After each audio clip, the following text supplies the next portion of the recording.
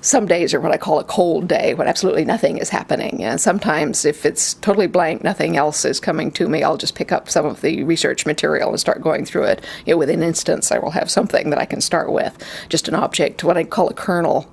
That's what I need to start with the fictional scene, is a kernel. And that can be anything, a very vivid image, a line of dialogue that I just suddenly hear in my mind's ear, or an emotional ambiance, an object, anything that I can describe concretely. I call it when the words show up. You know, if I see this object and I have words to describe it. You know, sometimes you see an object and there's no words with it, you know, you just see it. But when the words show up, then I can write. And I'll write 2 or 3 lines just describing this, whatever it is, to the best of my ability. I sit there and stare at it.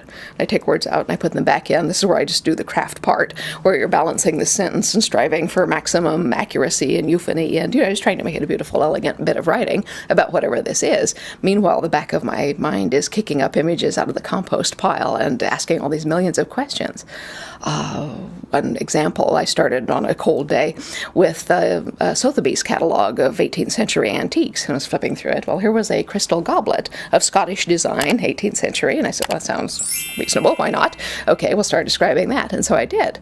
And so I was describing, you know, the crystal facets and the thistle design and so forth, and I said, the light fell through it, and I was thinking, well, okay, how high is the light? Is it morning? Is it afternoon? The low light fell through it. It's the afternoon, okay. Casting a pool of amber light on the polished table. I said, okay, it's sitting on a polished table. It's amber light. It's full of whiskey. All right, great. We have a glass full of whiskey sitting on a polished table. Now I know where we are. There's only one person in this story who would have that kind of setup.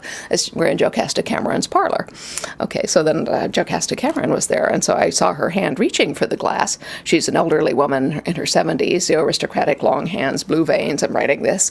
And meanwhile, I had had to stop writing physically in order to take my elder daughter to soccer practice, but I was still doing it in my mind's eye. And I could see her hand reaching for this glass. Well, from the other side, I could see this black man's hand reaching in and moving the glass so that her hand would fit around it. I turned to my daughter and I said, I've just realized Jocasta Cameron is blind. My daughter said, I don't care, you missed the turn to the soccer field. But that's sort of how it works. It's very organic.